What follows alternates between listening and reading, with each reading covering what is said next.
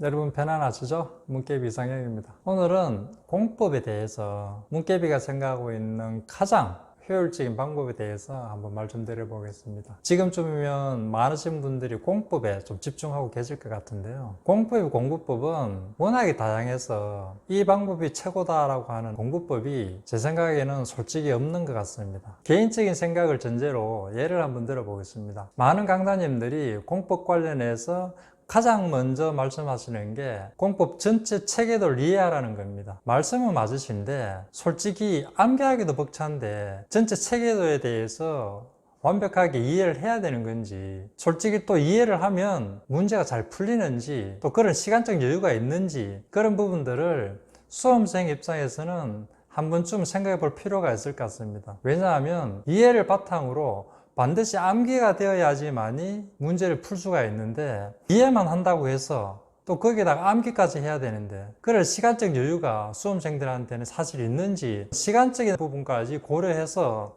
수험생들은 생각을 해볼 필요성이 있습니다. 다른 예를 한번 들어볼까요? 공법의 공부량을 줄이기 위해서 총 6개 단원 중에 3개 단원은 아예 포기하라고 많이 권합니다. 현실적으로 이런 방법에 대해서 저도 어느 정도 수긍을 합니다. 그런데 조금 더 깊이 들어가면 그 벌이라는 세 단원 중에 농지법은 꼭 들어가 있습니다. 공부해야 될 분량에 비해서 나오는 문제가 적습니다. 2문제 정도밖에 안 됩니다. 2문제에 대해서는 공부해야 될 분량이 많은 건 사실입니다. 그렇지만 이 농지법은 늘 나오는 데서 압축되어서 나오는 경향이 있기 때문에 조금만 공부를 하시면 쉽게 이거 문제를 맞출 수가 있습니다. 그런데 공법에서 한 이틀이나 3일 정도를 더 투자해서 2문제를 확실하게 맞출 수 있다고 하면 저는 무조건 이걸 100% 하라고 합니다. 공법에서 2문제를 더 맞추는 게 어딥니까? 정말 중요한 포인트인데 대부분 다 그냥 버립니다. 물론 이거는 개인적 선택사항입니다. 또 다른 예를 한번 들어볼까요? 공법은 각 단원마다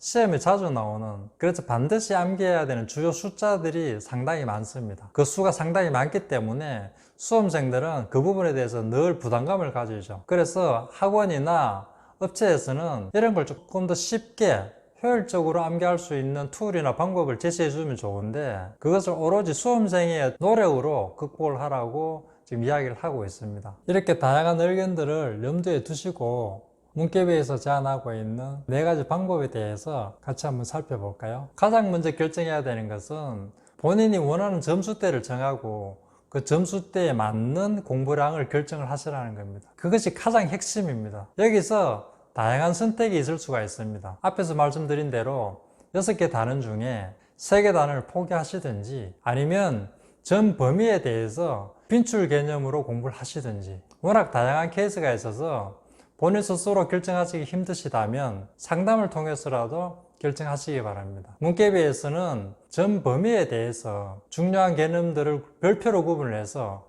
거기에 맞는 공부량을 제공해 주고 있습니다. 별표 사례를 한번 보시죠. 지금 보고 계시는 이 사이트는 문깨비 프로그램의 공법 학습창입니다. 보시는 바와 같이 왼쪽에는 국계법에서부터 시작해서 농지법까지 정리되어 있고요. 오른쪽에 실전 카테고리에 각 단원별로 중요한 개념들이 보시는 바와 같이 이렇게 정리가 되어 있습니다. 조금 더 상세히 보면 별표가 없는 것도 있고, 별표가 3개 있는 것도 있고, 2개 있는 것도 있고, 1개 있는 것도 있고, 이렇게 개념들을 중요도에 따라서 별표를 부여해 놓고 관리를 하고 있습니다.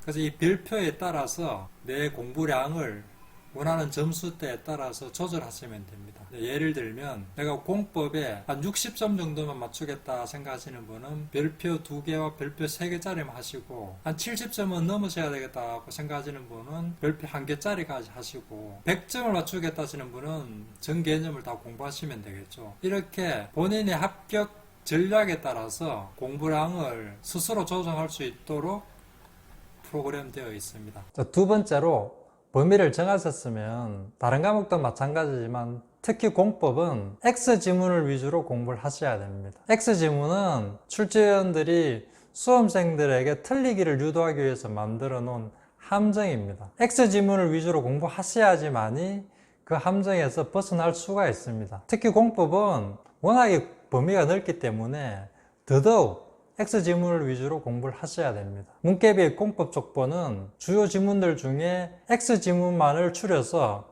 100% 수록을 했고, 그 X 지문들을 다 문제화 시켜 놓은 선택학습창에서 문제를 풀 수 있도록 프로그램되어 있습니다. 그럼 사례를 한번 볼까요? 지금 보시는 이 자료는 문개비에서 제공해주는 공법의 개비족보입니다. 단원별로 나왔던 기출 회차가 정리되어 있고, 거기에 대한 틀린 지문과 상세한 해석, 그리고 보충 해석까지 정리가 되어 있습니다. 1단원의 국계법에서 시작해서 끝부분 농지법까지 틀린 지문 위주로 정리가 되어 있습니다.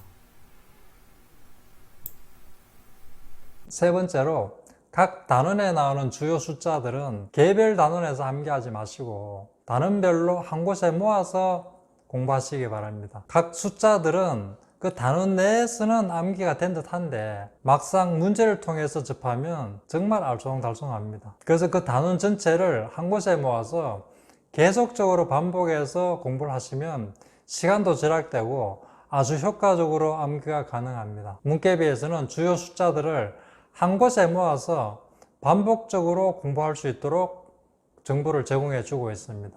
사례를 한번 보시죠. 보시는 이 화면은 공법의 각 단원별로 주요 숫자 개념을 모아놓은 선택 카테고리입니다. 각각의 1단원에 주요 숫자라는 버튼을 만들어서 이 안에 주요 개념의 숫자들을 다 모아놨습니다. 국계론에는 한 48개의 문제가 들어가 있고, 도시개발법에는 32개의 개념이 들어가 있고, 주거환경기준법에는 21문제가 들어가 있고, 건축법에는 38개의 개념이, 주택법에는 36개의 개념이, 농지법에는 45개의 개념, 총 220개의 주 숫자 문제들이 선택 카테고리 안에 들어가 있습니다. 네 번째는 버릴 것에 대해서는 확실하게 버리시기 바랍니다. 공법에서는 매년 출제위원들이 틀리기를 바라면서 반드시 내는 문제들이 있습니다. 그런 문제들에 대해서는 그냥 패스하십시오.